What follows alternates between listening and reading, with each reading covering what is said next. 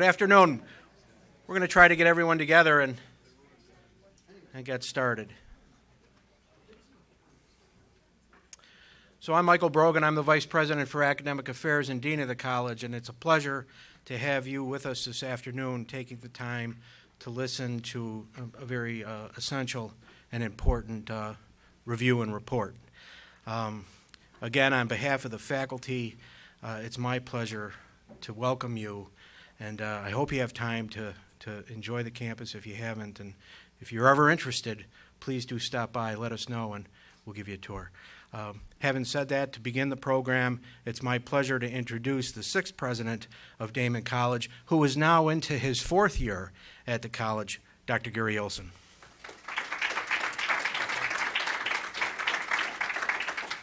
Good afternoon, everybody. I'm glad to see you here, even though it's a little chilly out. I'm delighted that Governor Cuomo has once again chosen Daemen to serve as the host site for the presentation of an abridged version of the Governor's State of the State address. As you know, we were originally informed that Howard Zemsky would be making the presentation today, but was unable to make it. However, it's a special honor to have with us, representing the Governor, another distinguished member of his executive team to make an important presentation. Now, before I begin, I'd like to introduce some distinguished guests that are with us.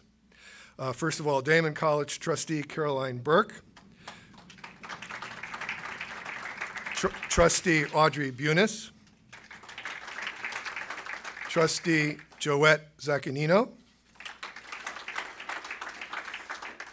the Honorable Crystal People-Stokes is on her way here. I just left her at the mayor's luncheon, and she said, "I'll beat you there," but she didn't. But she'll be coming in a minute, as will Yanni Siren, the director of the Albright Knox. Also with us is Bonnie Kane Lockwood, representing our great friend and also a member of the Daemen Community Advisory Board, Congressman Brian Higgins.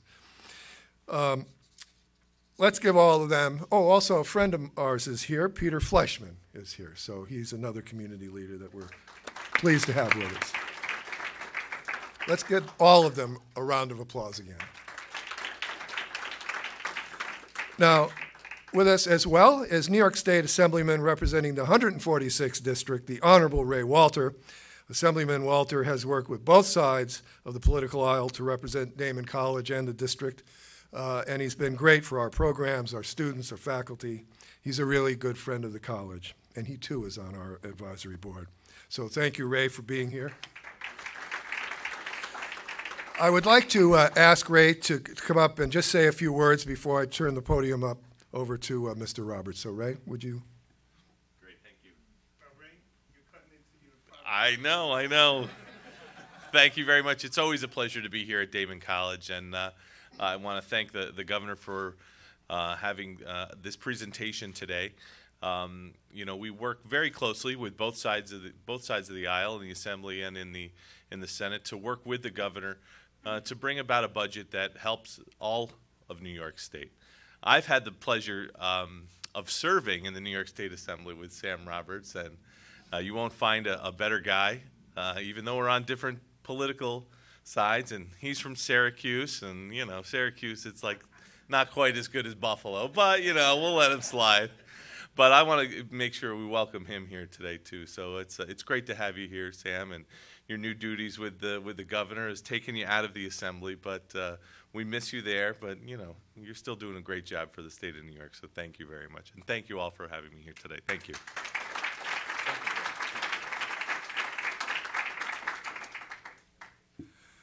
So thanks, Ray.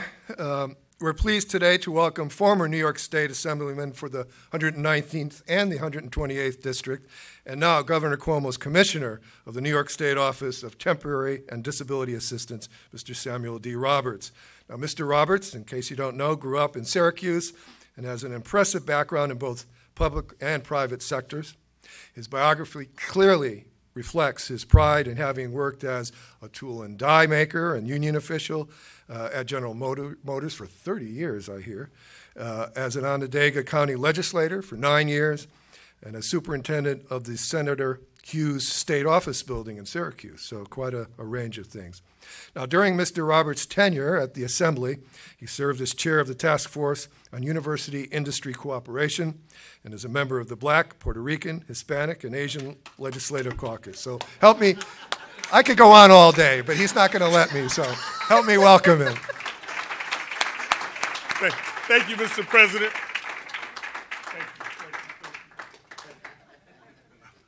Thank you very much. Just throw money. So anyway, and how dare you, Ray, pick on Syracuse, man? You know, so I'm gonna leave out what we were gonna give Buffalo. No, and you guys, I have to apologize right now. My allergies have been killing me, and so just bear with me if I have to stop and take a sip of water every now and then along the way. But indeed, it's a pleasure and an honor for me to be here in Buffalo, well, Amherst. And I know the difference when I used to compete in karate, and I'm sure you're going to get to that. We used to compete at St. Joseph's Academy, whatever it was out here. And that goes back to when I was a teenager 40-some-odd years ago. So, but it's indeed always a pleasure to be here and with my former colleagues, well, still colleagues. You know, we say former, but we're all here representing everybody. You know, we're one state. It doesn't matter what house you're in or what side of the aisle. It's about people. And as long as we keep that first and foremost on our minds, we're on the right side of the aisle together. But I'm here today to roll out and present to you the governor's budget. Like you said, abbreviated one, thank God, because he was talking about 2 hours. And so anyways, and at the end, I'll try to, field some questions for you if you have any, okay? So New York is the state of great ambition, produces great achievements. New York is a global capital for finance, innovation, and tourism. Our founders built New York into the great state that it is today. This guy here, who knows who this guy is? Robert Moses. Who said Robert Moses? That's right. You're absolutely right. When I saw this, I'm looking, I said, wow, who is this? When I first looked at the presentation, is he a former governor or what? But Robert Moses, and I'm familiar with him because I worked in Messina. You know about plant closings with General Motors. We called ourselves the GM Gypsies, and I had to go to Messina, and there's a Robert Moses State Park there. So I was familiar with it, but I didn't know that he was one of the great architects of a lot of the highways and the parks that we have right now, and we still rely on in the state. So Robert Moses. Governor Nelson Rockefeller built the World Trade Center and much of our public university system. Good old Rocky. The greatest project was in upstate. It was the most visionary and transformed New York into the nation's economic powerhouse. And of course, the Erie Canal. I don't know why they showed that. Now, the Erie Canal turns into the Barge Canal when it comes to here, or is it still the Erie when it comes? It's still the Erie. It's all the same thing. It just changed. Okay, because I've been on that boating and all that stuff, biking it, and I still didn't know. So, unfortunately, the state lost its way for decades. For 50 years, state spending was out of control. The state was spending more money than people were earning. Inflation at 4.1%.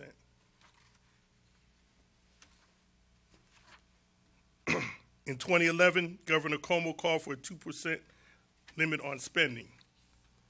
We brought spending to its lowest limit in modern political history, 1.4%. And we will keep doing it this year, 1.4%, and keep going this year, proposed 2016-17 budget, $145 billion. See the breakdown? We skipped it already? Okay, well, I wanted you to see the breakdown of it, but, okay. So you see where it's spread out. You notice the agencies were flat, trying to help everybody else out. We got to get Ray, bring it up a little bit for all of us, right? Okay. Because we are spending less, we can tax less, and we are. Cutting taxes. Everyone in New York pays a lower income tax rate today than we did the day the governor took office. Lowest middle income tax since 1953, lowest corporate income tax rate since 1968, lowest manufacturer's rate since 1917. The biggest tax, property taxes. New Yorkers pay more in property taxes than they than they do in income taxes. Upstate has some of the highest property taxes in the nation in terms of property value.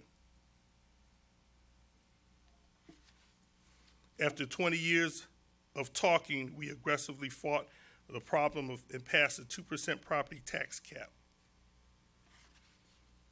which I didn't know until I presented this downstate, and the guy was an older man told me, well, my taxes just went up 6%, and this, that, and the other, and you're gonna love this. I didn't know, I thought it was all over. I said, well, we're sticking to it. And then I was told that New York City is exempt from that 2% cap. So I went back and apologized, and then I said, well, where I'm at is 2%, and the rest of the rest, so I said, my son's a salesman, come on up, we'll take care of you. So, anyways, there you go. After removing barriers to economic growth, we will aggressively work with business and regional partnerships around the state. We started with the place that needed help the most, upstate. We are focused on upstate like a laser beam, and you know about the Buffalo Billion. To date, we've invested $25 billion in upstate. Today, more than 4,100 Red Sea projects are underway, creating thousands of jobs, $22 billion in private investment. The Buffalo Billion proves the success throughout and planned long-term funding. So we duplicated its approach and awarded $1.5 billion for 3 upstate regions. Unemployment is down every region of the state. In 2015, upstate had the most private sector jobs in history. We have to keep it going by building on our momentum. We have a $7 billion plan for upstate in 2016. First, we must grow small businesses. 97% of our businesses are small businesses employing more than 2.8 million New Yorkers.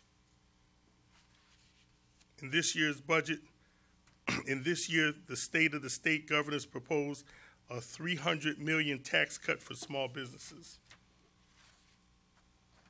Small business tax cut is reduce corporate tax rate for small businesses from 6.5 to 4% for sole proprietors and farmers, exempt 15% of the income for taxable purposes, and for partnerships and S-corps, also grant 15% exemption. Our proposed $300 million tax cut will save more than 1 million small businesses $1.5 billion over 5 years. We are proposing $750 million for round 4 of the Red Sea Awards to support local projects. We are proposing $200 million fund top projects for the 4 URI runner-ups. Urban centers are where young people and jobs are moving, and they're catalysts for economic growth. We will catalyze and incentivize downtown revitalization through state competition and launch a $100 million downtown New York revitalization initiative. 10 communities will win $10 million plus priority CFA funding, housing, commercial, and recreation space. The state will bring in urban planning experts to help communities develop plans to revitalize their downtowns. Modern infrastructure is key to sustained economic growth, roads, bridges, communications, airports, and mass transit. We are proposing an unprecedented $22 billion roads and bridges plan. We are also proposing a $340 million throughway toll reduction plan, cuts tolls in half for residents and commercial trucks who are frequent users, eliminate tolls for farms, and freeze tolls for everyone else. We know there is an untapped economic opportunity in upstate airports. We will propose a $200 million upstate airport design competition to envision the airports of tomorrow. 74 upstate public use airports are eligible to submit design plans. We'll select 5 winners, each receiving approximately $40 million. This budget, the governor is proposing an additional $100 million for water infrastructure, bringing the state investment to $300 million and local governments to invest an additional $1.5 billion. Broadband is essential in the digital economy. Excuse me.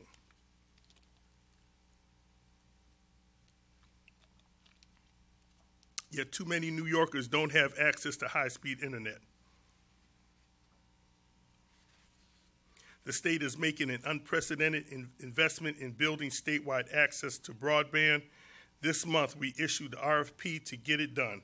$500 million state plus $500 million private investment. We are actively working to address climate change, and now we have an environmental and business opportunity. Let's build New York into the capital for a clean energy economy. We are proposing to invest $15 million to train more energy workers and also install clean energy technology across the state. 150,000 solar-powered homes, 300 wind turbines, and train 10,000 workers. We are also committing to go coal-free by 2020. We will help the few remaining coal plants transition, but the health of New Yorkers must be our first priority. We realize this new economy demands a world-class education system. We propose the highest level of education spending in the history, $24.2 billion. We also propose eliminating the GEA, creating a $200 tax credit reimbursement to each teacher who buys supplies for the classrooms, $100 million to transform failing schools into community schools, New York City mayoral control extended for 3 years. For SUNY and CUNY, we are proposing $6.9 billion to extend New York SUNY 2020 and New York CUNY 2020. The state's Environmental Protection Fund is a key tool to keeping our communities cleaner and greener. Since 2011, we've increased funding by more than 30% to $177 million. This year, the governor proposed going even further, increasing the EPF to the highest level in history, $300 million. New York's agricultural production is booming, but the industry grows, so do claims that the food being produced is safe. We are creating a new clean way for consumers to know, a clear way for consumers to know what they are getting and what they're eating. And what we're proposing is that they'll set up a committee and they'll have to get the certification, they'll have to get tested and to know actually what's going on. And we'll be working with the colleges, especially Cornell and a few other ones that have ag schools to set up the certification. Eligibility food is grown in New York, handled to the state certifications, in which is grown and with environmental sustainable practices. Participation by farmers and growers is optional, so they can opt out of it if they don't want to do that, but they won't be able to use the seal. New York's economy is growing, but we must also ensure that the bright sunlight of the economic opportunity reaches those who are left too long in the shadows. We're proposing to raise New York's minimum wage to $15 per hour. It will give 2.3 million workers a boost in pay, adding $15.7 billion to our economy. We have a phased-in schedule that will be complete by 2011 for New York City and 2021 for the rest of the state. We are proposing a record investment in housing, $20 billion, $10 billion for 100,000 units of affordable housing, $10 billion for 6,000 new supportive beds, 1,000 emergency shelter beds, and other homeless services, 20,000 new supportive housing beds. That's not bad, right, guys? All right. Despite our progress in upstate, pockets of poverty still exist. Rochester has pioneered an anti-poverty model that partners the public and private sectors. We're proposing $25 million to expand that model to 10 upstate cities with the highest poverty. The new normal of terrorism requires an expanded approach to our efforts to protect New Yorkers. We're proposing to invest $4 million for high-powered rifles and body armor for all uniformed troops. Public trust is essential for government to function at the level we need. Our ethics agenda includes close the LLC loopholes and increase campaign disclosure, limit outside income for legislators. Sorry, Ray, got to give that $1 million, that you've been getting every year.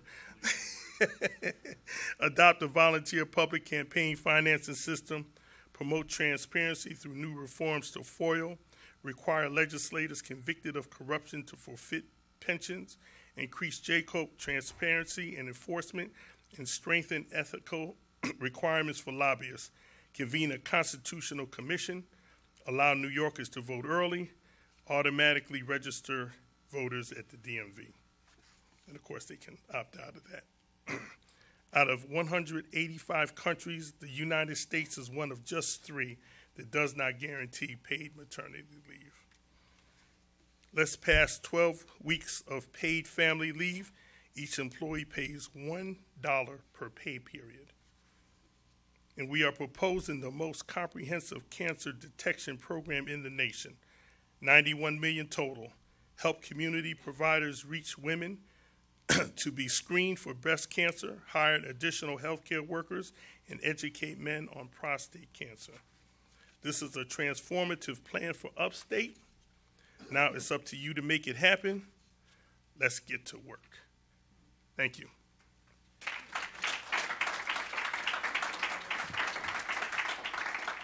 Thank you.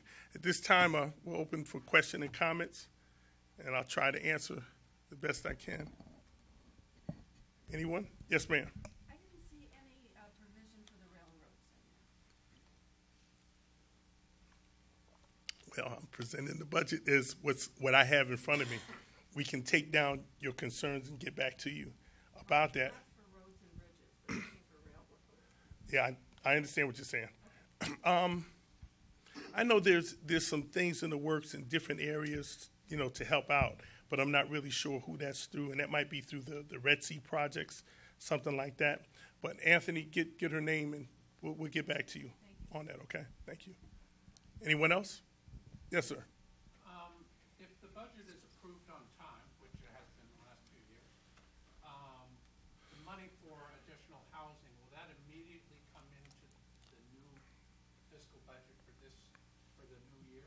It's a 16-17 budget, so I would assume it will be at some point. Allocating that funding, it looked like over a period of years. Oh yeah. It's spread out over a few years, but still, it will be initiated. It's the 16-17 budget, so it'll be started. Yeah. Well, actually, it's actually already happening, as you're aware of. Not this part of it, but it'll be a continuation of what's already happening.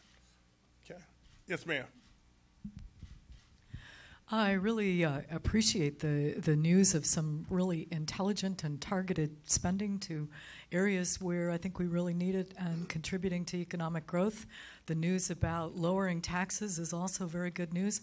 I guess the piece that's missing for me is what the governor's revenue projections are, or put another way, how we're going to pay for this in the short term.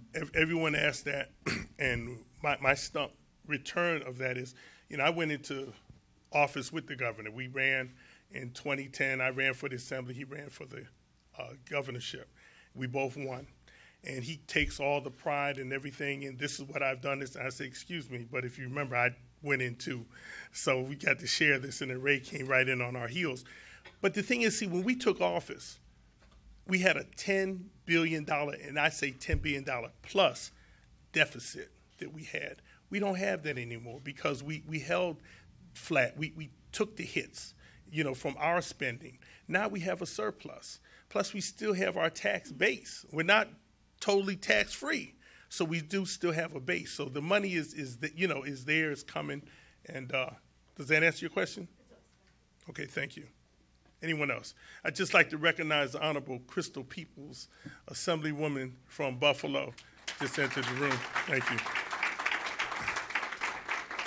And I was lost and called her up and told her, well, she called me. Sam, you there yet? And I said, no, but she thought she was going to beat me too. But anyways, I found it. I was right around the corner. Anyone else? Any other questions? Okay, I'll stick around for a few minutes. If anybody wants to have a candid conversation, feel free. Again, thank you very much for coming out today, and I'll be here. Thank you.